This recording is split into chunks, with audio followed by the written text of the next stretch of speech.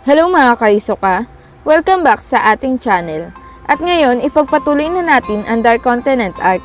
At nagpapasalamat ako sa patuloy niyong suporta sa aking mga ginagawang video. At itutuloy na nga natin ang Chapter 35 ng Dark Continent arc. Pero mag-recap na muna tayo sa last episode ng video natin. Ayun na nga mga kaisuka, sa nakaraang video natin, ang ikalawang prince na si Camila ay namatay at muling nabuhay dahil sa kanyang counteractive Nenbeast na napakalaking pusa. Pagkatapos, pumunta siya sa silid ng unang prince na si Benjamin at doon nga ay pinagbabaril niya ang dalawang guard at binaril niya rin mismo si Benjamin, ngunit hindi naman niya ito ininda. Dito din ipinakita na kinulong ni Furikov si Prince Camila. At si Hanzo naman ay humingi na ng tulong kay Kurapika dahil sa nawawala pa rin ang kanyang totoong katawan at si Bisky. At dito na nga natapos ang Chapter 34 at ngayon ipagpapatuloy naman natin ang Chapter 35 ng Dark Continent arc. Pero kung bago ka lang sa channel na ito, i-like at subscribe mo na at huwag mo na din kalimutan na i-hit ang notification bell para update ka sa mga bagong video na i-upload ko. Tara mga kaisuka, umpisa na natin. At dito nga makikita natin si Prince Marayam na naglalaro lamang ng kanyang mga laruan, habang ang guardian naman nito ay nakikipag-usap kay Kurapika.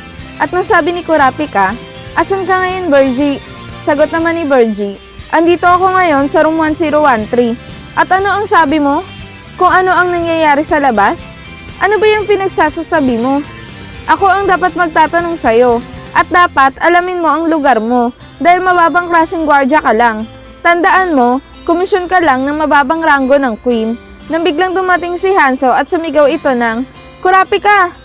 Wala pa rin naman taong kahit isa sa room 1013. Dito ay talaga namang napapaisip si Kurapika at nasabi nito sa kanyang isip, kung totoo yung sinasabi ni Hanzo, ang ibig sabihin, sila Prince Marayam ay nasa ibang lugar. Ngayon, hindi ko tuloy alam kung nagtatago sila o kinidnap o ginamitan sila ng nin para mawala yung buong kwarto nila. Dagdag pa nito, kailangan nang ipaalam yung mga nangyayari dito sa mga tao ni Prince Marayam. Pero ang pakiramdam ko talaga, kapag kinausap ko tong tao na ito, mas magiging magulo lang. Pero ito na din ang pinakaligtas na paraan at pinakamadaling paraan para makontak ko si Bisky." Sabi pa nito, "Pakiramdam ko na may alam tong si Virgie patungkol sa nin. Pero sa tipo nitong tao na ito, at base sa kanyang pananalita, hindi siya aamin na wala siyang alam." Nang biglang nagsalita na si Kurapika sa telepono, "Pakiusap, pakinggan mo ang aking masasabihin sa'yo. Yang silid nyo na yan, ay naiimpluwensyahan ng kapangyarihan ng nin. Dagdag pa nito, yung buong kwarto nyo na yan ay na-transported sa kung saan mang lugar. Kaya naman kung pwede sana, gusto ko sanang ipatingin mo yung labas nyo dyan sa hunter na kasama nyo." Sagot ni Virgie na parang medyo naiinis na, "Ikaw, kapag patuloy mo pa din akong binaliwala at pagsabi ng kung ano-ano dyan, i-consider ko na nagdedeklara ka ng isang gera sa amin. At huwag mo ako mamaliitin dahil hindi ko kailangan ng advice mo." Sagot ni Kurapika, "Humihingi ako ng paumanhin sa mga nasabi ko sa'yo." Sagot naman ni Virgie, "Ayan, tama yung ginawa mo." Nang biglang nagtanong ito ng, "Ano na nga palang sitwasyon dyan sa pag-iimbestiga kay Prince Momose?" Sagot ni Kurapika, "Ang lahat ng impormasyon ay galing sa pinakamatataas na prinsipe o reyna. Kaya naman hindi kami makakakuha ng impormasyon na tinatanong mo." Sagot ni Virgie, "Kung hindi kayo makakakuha ng impormasyon, ganito na lang ang gawin mo. Bigyan mo ako ng status kung anong report ang nangyari dyan sa pag-iimbestiga sa pagkamatay ni Prince Momose. Dagdag pa nito, kung makakapagbigay ka sa amin ng kapaki-pakinabang na impormasyon, pwede kita senda ng mga tao na galing doon sa Hunter Association at na-assign kay Prince Momose." Sagot ni Kurapika, "Maraming salamat sa ino-offer mo, pero may gusto sana akong sabihin sa'yo." Sagot ni Virgie, "Ano naman yon?" "Nakakuha na kami ng isang matibay na impormasyon kung sino ang pumatay dyan kay Prince Momose." Sagot ni Virgie, "Ano? Ang ibig sabihin ba nito ay nahuli nyo na yung taong pumatay dyan kay Prince Momose?" Sagot ni Kurapika, "Oo, at saka i-explain ko din sa'yo kung paano namin nakuha yung impormasyon sa pagkamatay ni Prince Momose. Pero ganito kasi, alam mo gusto namin solusyonan yung mga nangyayaring kaguluhan dito sa succession war na ito. Kaya naman sa pagkakataon na ito, kinakailangan na magtulungan yung mga prinsipe lalo na yung mga nasa mababang ranggo. At sa ngayon, meron na kaming ceasefire agreement ng ika-3, ika-5 at ika-9 na prinsipe." Dagdag pa nito, Gusto ko sanang mabawasan yung mga nangyayaring pag-atake sa mga prinsipe, lalo na sa mga nasa mababang ranggo. At yung sinasabi ko sa'yo na yung buong silid nyo ay nasa ilalim ng kapangyarihan ng Nen, pakiusap ko lang sa'yo magtiwala ka sa amin. Dagdag pa nito, pinapangako ko sa'yo na tutulungan ko kayo once na malaman nyo kung ano ang nangyayari doon sa labas nyo. At ishare nyo din sa amin ang matutuklasan nyo. Sagot ni Virgie.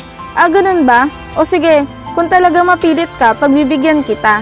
Sagot ni Kurapika. Maraming salamat. Sagot ni Virgie.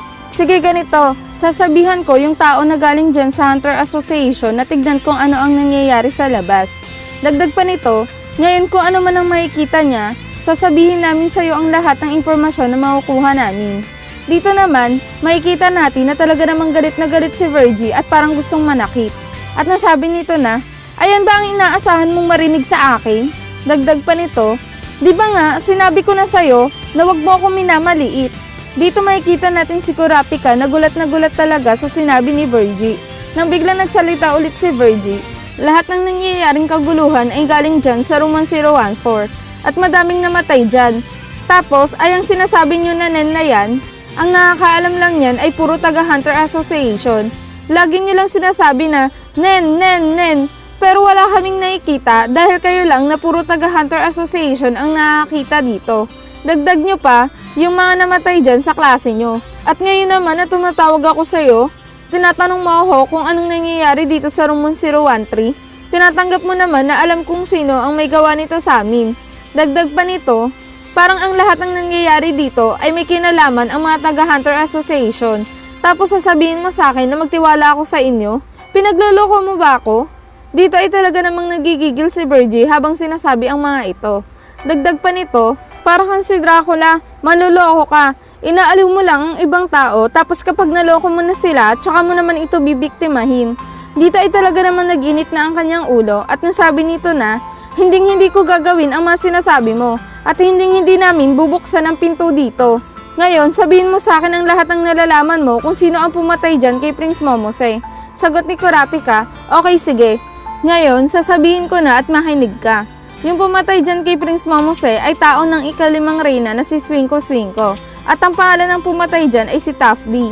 Dagdag pa nito, pero yung pumatay na yan ay nagpakamatay na din, nagbigti siya dun mismo sa kanyang selda. Pero isinulat nito kung paano niya nga pinatay itong si Prince Momose at kung paano niya ginamit ang kanyang abilidad sa pagpatay kay Momose. Sabi pa nito, ngayon ganito, yung impormasyon na ito ay hindi pwedeng kumalat sa kahit na sinong tagalabas. At gusto ko lang malaman mo na hindi lang kung ano-ano ang mga pinagsasabi ko sa'yo.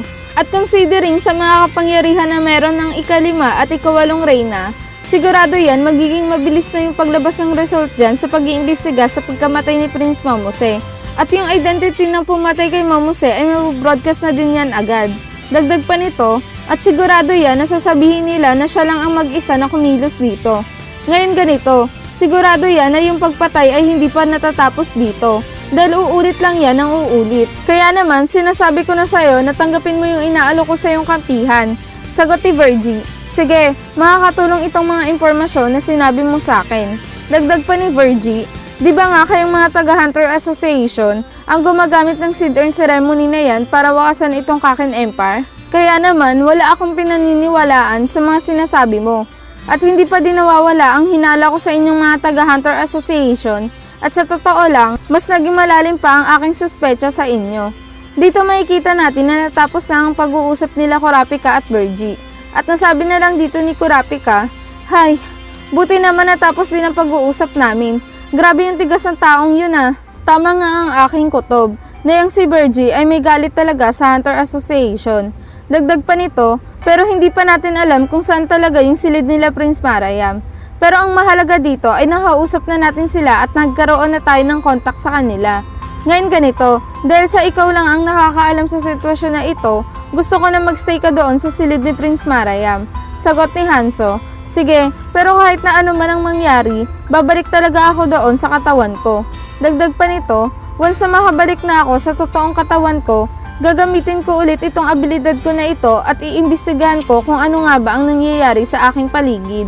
Sagot ni Kurapika, pero nag-aalala talaga ako dahil hindi niya man lang tinanong kung kanina natin nakuha yung impormasyon patungkol sa pagkamatay ni Prince Momose. Dagdag pa nito, mag-ingat ka Hanso. Sagot ni Hanso, ang sa tingin ko wala naman siyang posisyon para mag-start ng paghahanap ng mga tao. Pero sige, mag-iingat ako. At dito ay papaalis na si Hanso nang biglang sabi nito na, Kurapika, baka meron ka pang gustong ipaimbestiga sa akin habang andito pa ako. Sagot ni Kurapika, hindi na. Ang unahin mo na lang muna yung mga nangyayari sa paligid mo. At siguraduhin mo na lang na ligtasin si Prince Marayam. Dito ay makikita natin si Hanso na napangiti na lang habang umaalis. At nasabi nito sa kanyang sarili, napakabait talaga nitong si Kurapika. Dito naman makikita natin na lumapit si Sakata kay Kurapika. At sabay sabi nito na, Kurapika, okay lang ba na sabihin mo lang din sa akin kung ano ang nangyayari dyan sa silid nila Prince Marayam? At kung ano ang nangyayari dyan sa sinasabi mo na under ito ng kapangyarihan ng Nen. Dito ay biglang napatingin si Kurapika kay Kulot na parang meron silang pinag-uusapan na sila lang ang nakakaalam. At dito, pinapaliwanag na ni Kurapika kay Sakata yung patungkol sa nangyayari sa silid nila Prince Marayam. Yung silid nila Prince Marayam ay under ng Nen tapos na-transfer siya sa ibang lugar. Ngunit hindi pa natin alam kung isa ba itong pangdepensa o isang atake. Dagdag pa nito, pero yung ganitong abilidad ay paniguradong kagagawan ito ng emitter o di naman kaya conjurer. At yung mga emitter, kaya nitong ilipat yung space sa kahit na saan nila gusto. Tapos yung conjurer naman, kaya nitong gumawa ng isang space na may maraming patakaran. Halimbawa ko lang ito mga kaisuka. May pagkahalin tulad kasi ito sa kapangyarihan ni Nov, na kaya nitong gumawa ng isang taguan gamit lamang ang kanyang Nen. Balik tayo sa kwento. Dito ay napapaisip si Kurapika, bakit kaya si Kulot ay hindi na kumikilos masyado? Wala na siyang ginagawa sa mga kilos ko, parang hinahayaan niya na lang ako. Siguro kasama ito sa mga strategy niya, o di naman kaya inaantay niya lang na mahuli yung assassin na yun. Nang biglang binalik niya ang kanyang tingin kay Sakata at nasabi nito na, pero ang sa tingin ko, mas malaki ang posibilidad na galing ito sa kapangyarihan ng Nenbis ni Prince Marayam para depensahan sila sa panganib. Pero kailangan nating hintayin yung iba pang balita sa atin ni Hanso. Kasi ayun ang magiging susi sa mga nangyayari dito. Sagot ni Sakata, okay sige, basta lagi niyo lang din akong sasabihan patungkol dyan.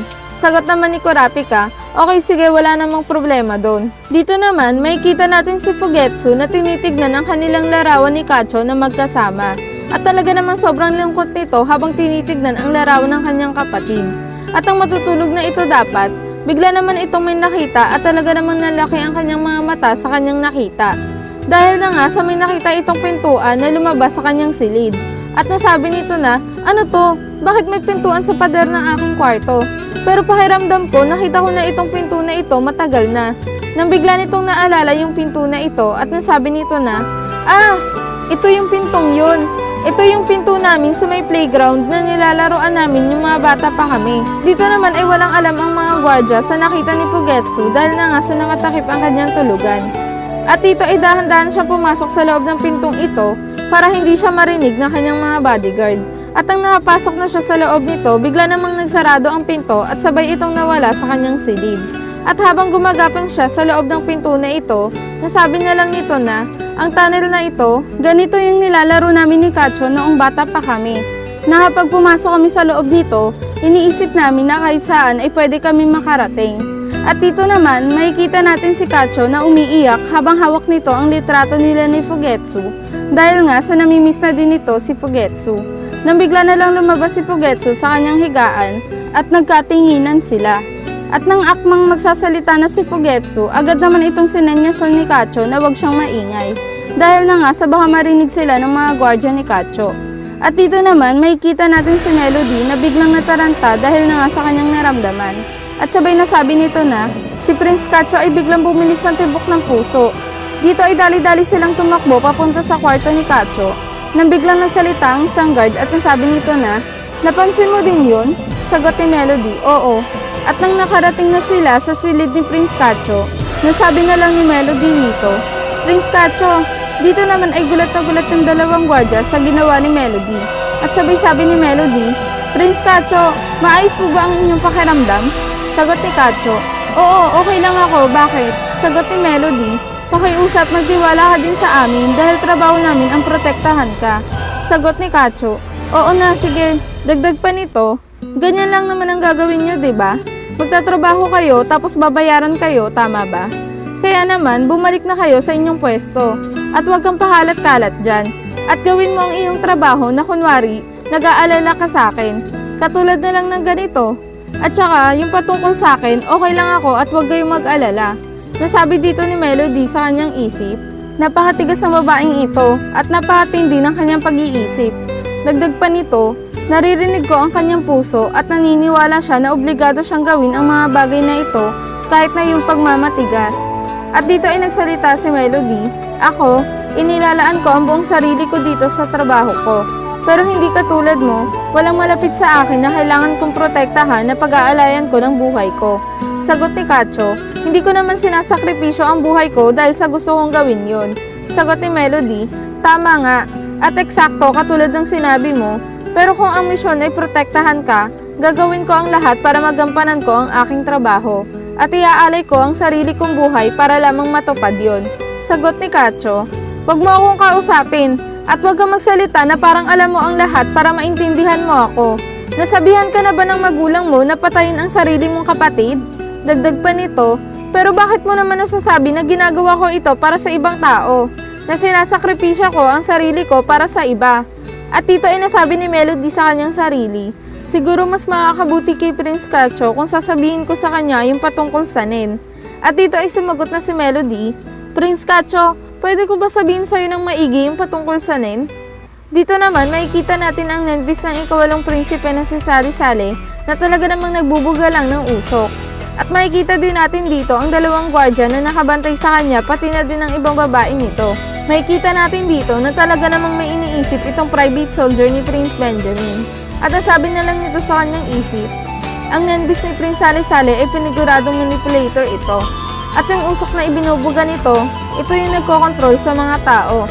At para makontrol niya ang mga tao, kailangan nilang mahigop yung usok na nilalabas ng Nenbis ni Sari-Sali. At kapag sumobra naman ang kanilang nahigop na usok na nagmumula sa Nenbis nito, ay magkakaroon ng mga baby na Nenbis at lalabas ito sa ulo ng taong nasobrahan sa higop ng usok nito.